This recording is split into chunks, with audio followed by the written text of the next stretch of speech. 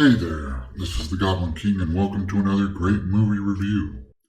Today we're diving into another one of my all-time favorites, The Lost Boys. The original from 1987 starring Jason Patric, Corey Haim, and Diane West, and directed by Joel Schumacher.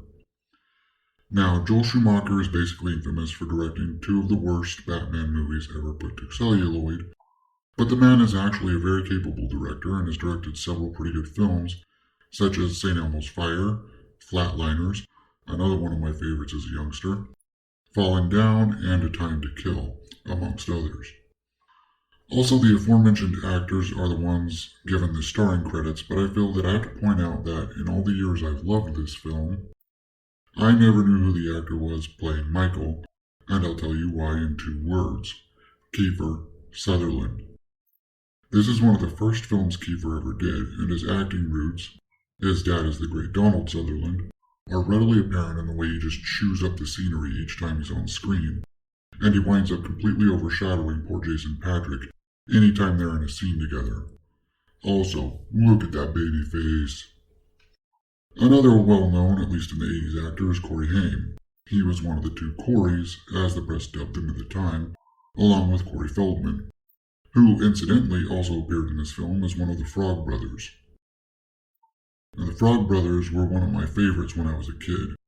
These 3, Corey, Haim, Sam, and the Frog Brothers, play out most of the comedic scenes in the movie. So, the movie is about a family: Lucy, Diane West, Michael, Jason Patric, and Sam, the aforementioned Corey Haim, who moved from Phoenix to Santa Clara, California, after their parents divorced to live with the grandpa. Santa Clara is considered to be the murder capital of the world, as the people have a habit of disappearing and turning up dead.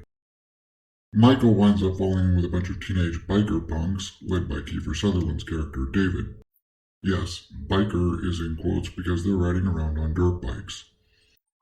Meanwhile, Sam meets up with the Frog Brothers and Lucy meets Max, her boss at her new job and newfound love interest. Over the course of the movie, we find out that Michael's been infected with vampire blood, that David and his gang are vampires that have been terrorizing the town for an unspecified amount of time, and that they need to kill the master vampire in order to cure Michael. So, why do I love this movie? I think that a massive part of it is the vampire angle. It's the very first vampire movie that I can remember watching, and even back then I can remember loving the entire concept. As morbid as that sounds, I was a twisted child. I'm still a twisted child in a lot of ways. I've also always been really into how slick it all was. I loved the look and feel of the film and was always enamored with the biker kids and Kiefer in particular. Probably what led me to follow his career as closely as I did when I was younger. I mean, he was a pretty big name back in the late 80s and up to at least the mid-90s. And I partially blame him in this film for being as into the punk aesthetic as I was growing up. I've always loved what we get to see of the town of Santa Clara. These mainly revolve around the boardwalk, which has all the things you'd expect of that type of setting. You have your carnival rides and games, and various shops which would have been around in the 80s, like a video store and a comic shop, the latter run by the Frog Brothers. These simple set pieces manage to showcase the dichotomy of the town very well, in my opinion, between the day and the night. During the day it's all fun and games, but it's different and very dangerous once the creatures of the night come out to play. The other major set piece is the grandpa's house. It's a huge old house that has a very lived-in quality to it. Like, it's big, but it's almost shabby in its look and feel. The exterior could definitely use some sprucing up, and the interior is very cluttered with various things an old man might collect over the course of his life. Basically, what I'm saying is the set designers did a damn fine job. The special effects that they used were all practical and still very much hold up to this day. The costuming and makeup effects for the vampire characters don't look ridiculous or overly fake.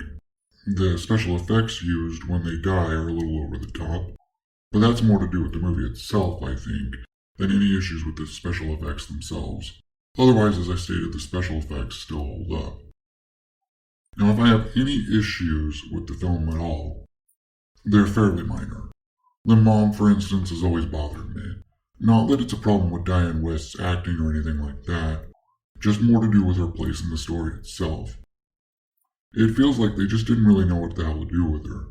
The story mainly revolves around Michael and Sam, as it should, while the mom mainly seems to serve as a foil to them, almost an appendix.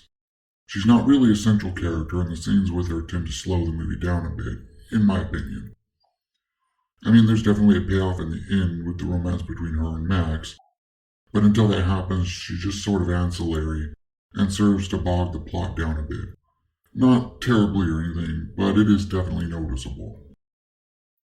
The flying stuff with the vampires, because they fly, was a little low budget throughout most of the movie.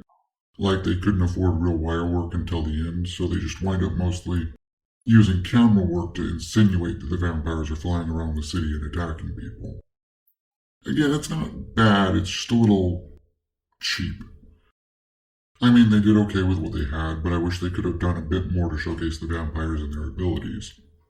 The final fight between Michael and David, where they actually did some wire work, was pretty good, if a little abrupt. I think really my only other complaint is the very gross and over-the-top nature of the vampires' deaths. Again, I'm not saying it's bad, and the movie is supposed to be at least a little comedic. It's just that sometimes it was a bit hokey. One in particular was pretty gross and way over the top. If you watch the film, you'll know it when you see it. Trust me. I mean, it's not boring like just the boring old dusting the vamp. It's entertaining for sure, but it definitely did run into the territory of hokey. All in all, The Lost Boys is a wonderful movie. As I said, it's been one of my favorites since I was at least 5 years old. It's fun, it's relatively gory and gross sometimes, but the script is pretty solid. The acting all around is pretty solid. Hell, it's a recommend just based on Kiefer himself. Definitely a recommended watch, in general. Especially if you like 80s stuff, because this is totally 80s.